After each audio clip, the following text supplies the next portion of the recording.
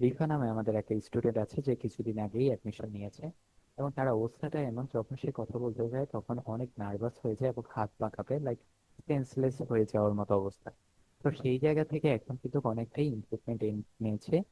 Step by step যখন follow করেছে এবং আমাদের গাইডলাইন্স গুলো ফলো করেছে, সে এখন কিন্তু মোটামুটি কথা বলতে পারে, বা ওই কথা বলার যে কনফিডেন্সটা দরকার সেটা কিন্তু সে এখন পায়।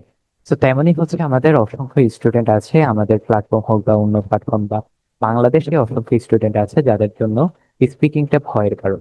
কেন? কারণ হচ্ছে ইংলিশটা আমরা শুনতে অভ্যস্ত না, এবং এটা প্র্যাকটিস করি না, বা অন্যান্য মডিউল যেভাবে প্র্যাকটিস করি দেখা যায় স্পিকিংটা ওইভাবে আমাদের প্র্যাকটিস করা হয় না। আজকে আমরা একটা ইন্টারেস্টিং টপিক নিয়ে আলোচনা করব, সেটা হচ্ছে কিভাবে একজন এক্সামিনারকে আমরা ইমপ্রেস করব একটা ভালো স্কোরের জন্য।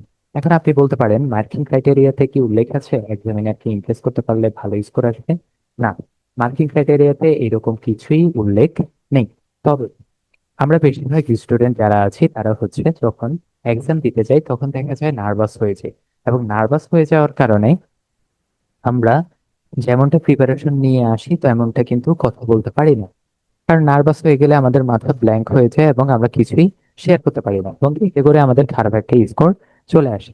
তো এক্সামিনারের সামনে আমরা কখনোই নার্ভাস হব না। নার্ভাস হলেও আমাদেরকে এমন ভাব দেখাতে হবে যেন আমি নার্ভাস হচ্ছি না, আমি এক্সামটাই এনজয় করছি, অ্যান্ড এক্সামিনার আমার কাছে অনেক পরিচিত। এই ধরনের চিন্তা ভাবনাগুলো আমাদেরকে কনফিডেন্ট বানাবে, এবং কনফিডেন্স সহকারেই আমরা আনসারগুলো ডেলিভার করতে পারবো। এক্সামিনারকে আমরা কিভাবে ইমপ্রেস করব? স্পেশালি স্পিকিং পার্ট ওয়ানে কিছু কমন কোশ্চেন আছে, সেগুলো আমরা অনেক ভালো লেভেলে আনসার দেওয়ার চেষ্টা করবো। এতে করে আমাদের এক্সামিনার ফার্স্ট ইমপ্রেশনেই বুঝবে যে স্টুডেন্টটা ভালো একটা লেভেলে আছে। সেকেন্ড যেটা আমরা করব সেটা হচ্ছে অলওয়েজ মুখে একটু মুচকি হাসি রাখবো। কখনো আমরা চিন্তার ছাপ আমাদের মুখে রাখবো না। কারণ আপনি যখন একটু মুচকি হাসবেন এবং আনসারটা সুন্দরভাবে দিবেন, এতে করে আপনার নার্ভাসনেসটা হচ্ছে রিডিউস হবে, এবং এতে করে এক্সামিনারও কিন্তু আস্তে আস্তে বুঝবে যে না, ও এক্সামটা এনজয় করতেছে, আমারও এনজয় করা উচিত। কারণ আপনি একটু মুচকি হেসে সুন্দরভাবে কথা বলতেছেন, এক্সামিনার কি গম্ভীর ভাবে কথা বলবো? ফার্স্ট টাইম সে গম্ভীর হবেই। কারণ এখানে আপনি কেউ কাউকে চিনছেন। তো এক্সামিনারকে যাতে আমরা ইমপ্রেস করতে পারি সেই জন্য আমরা এই টেকনিকটা ফলো করতে পারি। একটা সময় দেখা যাবে এক্সামিনার ফ্রেন্ডলি বিহেভ করতেছে এবং সে নিজেও কিন্তু মুচকি হাসা শুরু করছে, তার মানে সে কিন্তু আমার আনসারটা শুনে ইমপ্রেস হচ্ছে। আর অলওয়েজ আমরা এক্সামিনার যে কোশ্চেনটা করবে সেই কোশ্চেনের ডিরেক্ট আনসার দিব। ডিরেক্ট আনসার দিলে কি হবে, এক্সামিনার আটকে যাবে, সে আর কিন্তু অন্য কোশ্চেনে যেতে পারবে না। কিন্তু আমরা দিই ইররিলেভেন্ট আনসার। ইররিলেভেন্ট আনসার যখন দিই তখন আর কিন্তু এক্সামিনারের ওইরকম মন মানসিকতা থাকে না আপনার আনসারটা শোনার। আমি আপনাকে জিজ্ঞাসা করেছি একটা নিয়ে, আপনি বলছেন আরেকটা নিয়ে, এতে করে এক্সামিনার কখনোই শুনবে না। এবং বডি ল্যাঙ্গুয়েজটা আমরা ঠিক রাখবো যাতে আমার এক্সামিনার বুঝে আমি কনফিডেন্ট আছি। আর আমরা তাড়াহুড়ো করে কখনো আনসার দিতে যাব না। কোশ্চেনটা শুনবো, তারপরে আস্তে ধীরে আনসারটা স্টার্ট করবো। এতে কোনো প্রবলেম হবে না। চাইলেই আপনি রোবটের মতো আনসার কোশ্চেন শোনার সাথে সাথেই কথা বলতে পারবেন না।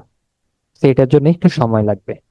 এই জিনিসগুলো আমরা খেয়াল রাখবো আমাদের এক্সামে, তাহলে দেখা যাবে খুব ইজিলি ভালো একটা স্কোর বের করে নিয়ে আসতে পারি আমরা স্পিকিং থেকে। এগুলোর জন্য আমরা কি করব? প্রতিদিন প্র্যাকটিস। কোনো কিছু করেন আর না করেন, প্রতিদিন 30 মিনিটস স্পিকিং প্র্যাকটিসটা করবেন। মিররের সামনে করবেন, পার্টনারের সাথে ভিডিও কলে করবেন। 1 মাস, 10-15 দিন যখন চলে যাবে তখন আমরা পার্টনার চেঞ্জ করে ফেলবো, কারণ আমি অলরেডি তার সাথে কমফোর্টেবল ফিল করি। আমরা এমন কারোর সাথে করবো যার সাথে আমি কমফোর্টেবল ফিল করি না। যখনই আমরা বুঝবো যে আমি কমফোর্টেবল ফিল করছি, তার মানে তার সাথে আমার ভালো লেভেলে চলে যাওয়া শেষ। আমি যখন আনকমফোর্টেবল ফিল করব কারোর সাথে তখন বুঝবো যে না, আমার এখানে কিছু শেখার আছে। তো এই টেকনিক গুলা, এই স্টেপ গুলো আমরা যখন ফলো করব তখন দেখা যাবে আস্তে আস্তে আমাদের স্পিকিং এর যে ভয়টা সেগুলা দূর হয়ে যাবে। আমি এখানে কোনো কিছুই বলি নাই স্পিকিং এ ভালো স্কোর করার জন্য কোন জিনিস ইউজ করতে হবে, এটা করতে হবে, সেটা করতে হবে। আমরা আজকে জাস্ট জানলাম কিভাবে এক্সাম সিচুয়েশনটা হ্যান্ডেল করব, এক্সামিনারকে ইমপ্রেস করবো এবং নিজেদের নার্ভাসনেস যেটা সেটা কমাবো। আশা করি সবার জন্য হেল্পফুল হবে এই ভিডিওটা।